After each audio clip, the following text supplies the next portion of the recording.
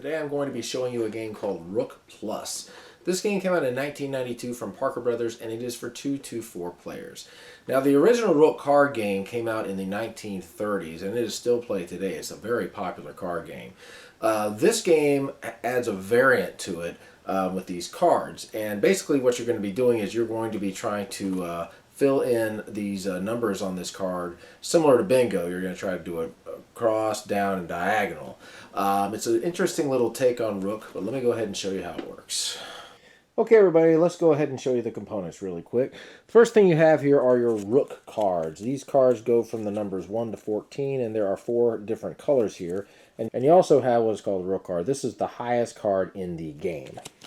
Here are your Wild Bird cards. There's 4 of these here, and as you can tell, there's numbers here, and they're on a 4x4 grid. You're going to be trying to collect the color and the number of the cards, and then you're going to place one of those chips, which is over there, on that number. And the object of the game is you're basically trying to see if you can make a row that is vertical, horizontal, or diagonal, similar to bingo. Okay, if you've never played a trick-taking game, I'm going to go ahead and show you how it works.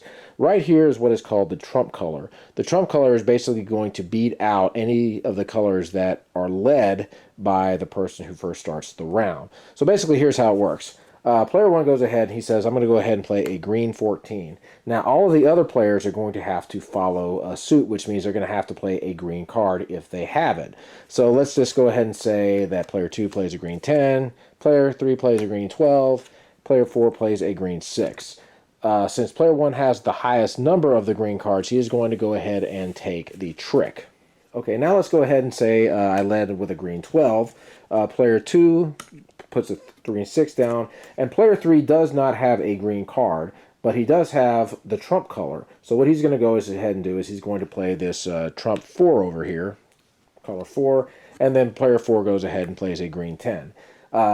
Since this is the trump color is going to beat out these green cards.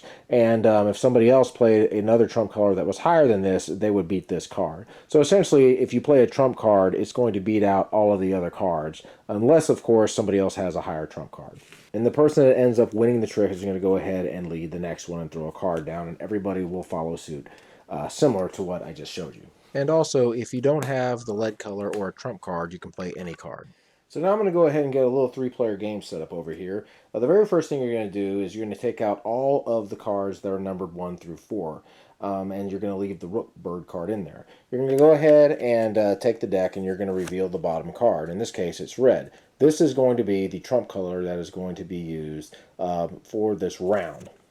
So the next thing you'll do is you'll go ahead and shuffle all the cards, and you'll deal out 13 cards to each player, which I will go ahead and do. And there will be 2 cards that are remaining. Those cards are going to be what is called the nest. And whoever ends up winning the very last trick in the round is going to get these 2 cards. So this is going to go underneath the dealer's board over here. Okay, so now everybody's got some chips, and I'm going to go ahead and pick up my cards and see what I have. And once again, red is going to be the trump color. So let's just go ahead, and I'm looking here at my board here, and I have a red 14. So I'm going to go ahead and start with a red 14 and see if I can go ahead and cover up this spot. So player 2 looks at his cards. He does not have anything that can beat it, so he's going to play this red 6. And player 3 looks, and he has a red 7. He also has a Rook card that he can play. Now, he can play this card anytime he wants. And if he plays this card, he's going to be allowed to remove 1 chip from any person's board. But since there's no chips on the board, he's just going to go ahead and play this red 7. So the player 1 is going to go ahead and win the trick. So he is going to go ahead and take it. Now, he's going to place chips on any cards that he has received. So he has got a 14, and he also has the red 7. So he's going to go ahead and place a chip on that, and he will go ahead, put these cards aside, and he will go ahead and lead the next trick. So once again, he decides he's going to go ahead and look, and he has, so let's just say he decides he's going to play a yellow 13. And player 2 looks, and he has a 14 that he can cover up if he can win it. So he's going to play this 14 in hopes that player 3 does not beat it. So player 3 once again looks, and again he can play the Rook card, but he's going to hold on to it. So he plays this a little 9.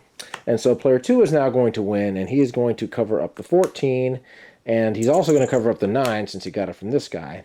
And he's also going to cover up the 13 since he got it from player 1. So let's go ahead and show you what happens when the Rook card is played. Player 3 is going to go ahead and win, and he's going to be able to remove a chip, so he decides to remove this player's chip. The person that wins the last trick is going to go ahead and get these 2 cards, and if they have those numbers on their board, they're going to go ahead and place a chip on them.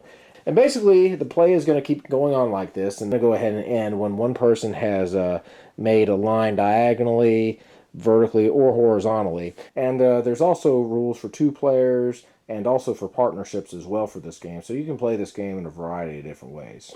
So my thoughts on Rook Plus. Well, I'll just go ahead and say this. Many of you know the game Uno. There are dozens of variants to that game that are out there. You have Uno Attack, Uno Tipo, and basically all those games keep the original rules, but they add a different thing to the game to make it more interesting.